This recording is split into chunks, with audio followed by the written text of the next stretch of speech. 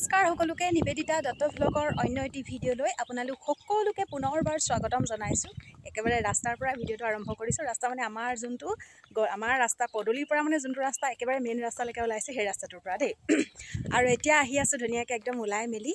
আজি আছে আমাৰ নিতাই পুখুৰী মজলীয়া বিদ্যালয়ৰ শতবৰ্ষ অনুষ্ঠান আৰু সেই অনুষ্ঠানৰ এতিয়া আহিছে শোভাযাত্ৰা। আৰু মই বিদ্যালয়লৈকে নাই যোৱাগৈ, মই আধা ৰাস্তাৰ পৰাই তেওঁলোকৰ লগত লগ হ'ম আৰু আপোনালোকক ভাবিছোঁ দেখাই যাওঁ ভিডিঅ'টো। আজি শতবৰ্ষ অনুষ্ঠানত কি কি হয় কি কি নহয় আপোনালোকক দেখাই যাম বুলি ভাবিছোঁ। প্ৰথম আৰম্ভণি কৰিছোঁ শোভাযাত্ৰাৰ পৰাই আৰু এতিয়া মই লগ হ'মগৈ। তেওঁলোক আহি আছে স্কুলৰ পৰা আৰু স্কুল যিহেতুকে বৰ বিশেষ দূৰ নহয় আৰু মোৰ ঘৰৰ পৰা ধুনীয়াকৈ শুনি থাকি মাত, আৰু সেইকাৰণে মই গম পাইছোঁ তেওঁলোকে এতিয়া ওলাইছে স্কুলৰ পৰা। আৰু সেইকাৰণে মই এতিয়া আহি আছোঁ আমাৰ ৰাস্তালৈ, মেইন ৰাস্তালৈ ওলাই আহি আছোঁ আৰু এতিয়া ধুনীয়াকৈ পামহি আৰু আপোনালোকক দেখাই যাম। ভিডিঅ'টো শেষলৈকে চাই যাব। মনটো কিবা এটা ভাল লাগি আছে। মই হয়তো এইখন বিদ্যালয় মই পঢ়া নাছিলোঁ এইখন বিদ্যালয়ত, কিন্তু তথাপিতো নিতাই পুখুৰীৰ গৌৰৱ আৰু খুব ভাল লাগিছে। আজি শতবৰ্ষ অনুষ্ঠানটো ইমান ধুনীয়াকৈ উদযাপন কৰিছে তেওঁলোকে। কালি এটা অনুষ্ঠান হৈ গ'ল, কালি মই বিশেষ এটা অসুবিধাৰ কাৰণে যাব নোৱাৰিলোঁ, কিন্তু আজি আপোনালোকক দেখাই যাম। ভিডিঅ'টো শেষলৈকে চাই যাব।